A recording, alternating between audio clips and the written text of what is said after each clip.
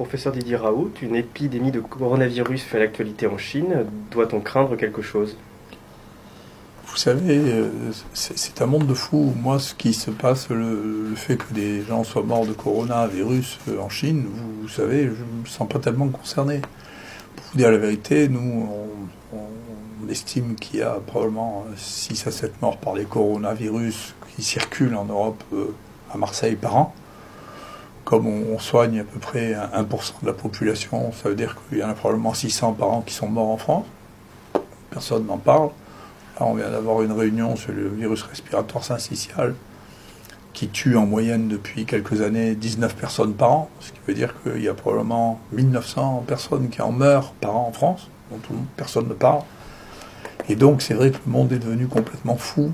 C'est-à-dire qu'il se passe un truc où il y a 3 Chinois qui meurent et ça fait une alerte mondiale, l'OMS s'en mêle, ça passe à la radio, à la télévision. S'il y a un bus qui tombe au Pérou, on va dire les accidents de la route tuent de plus en plus, tout ça est fou.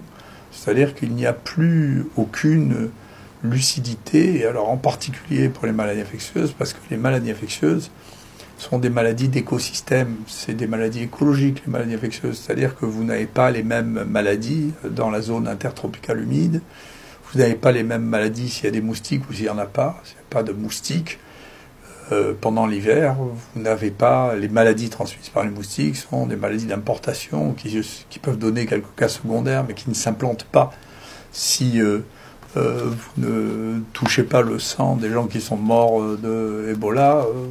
La chance que vous attrapiez Ebola est proche de zéro. Et donc, Ebola, par exemple, on ressort ça des tiroirs tous les 4-5 ans. Bon, la première fois que j'ai entendu parler de ça, c'était en 76. Alors, à chaque fois, on me demande est-ce qu'il va y avoir des Ebola en France. À chaque fois, je dis non. Et donc, si vous voulez, à chaque fois qu'il y a une maladie dans le monde, on se demande si en France, on va avoir la même chose. Ça devient complètement délirant de ne pas s'occuper des maladies qui existent. On les regarde même pas. On les identifie même pas. On s'en fiche. Et on regarde ce qui se passe en Chine, c'est tellement dérisoire que ça finit par être hallucinant. Ça veut dire qu'il n'y a plus aucune connexion entre l'information et la réalité du risque. Mais aucune du tout. Avant, la connexion était assez distante. Maintenant, c'est devenu totalement délirant. Et comme ça ne va pas s'arrêter, parce que les Chinois sont devenus extrêmement bons en virologie, parce qu'ils ont fait ce que n'ont pas fait les autres pays, une approche d'analyse systématique de séquences de l'ADN et de l'ARN, eh bien, ils découvriront de plus en plus de virus, et comme ils sont 1,6 milliard, vous n'avez pas fini d'avoir des alertes. Hein. Donc, les Chinois sont les premiers à utiliser de manière massive les séquences pour pouvoir identifier les nouveaux micro-organismes. C'est une terre inconnue, puisque pendant 100 ans, il n'y a strictement eu aucune recherche sur la virologie là-bas.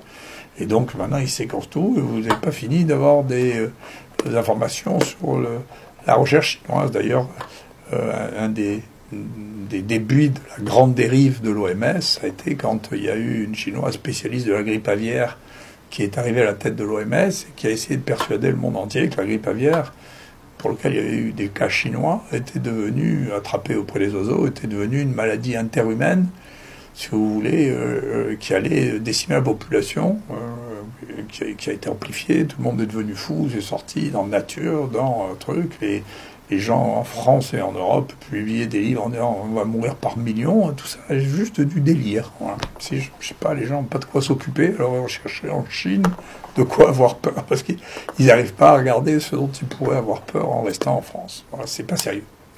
Merci beaucoup.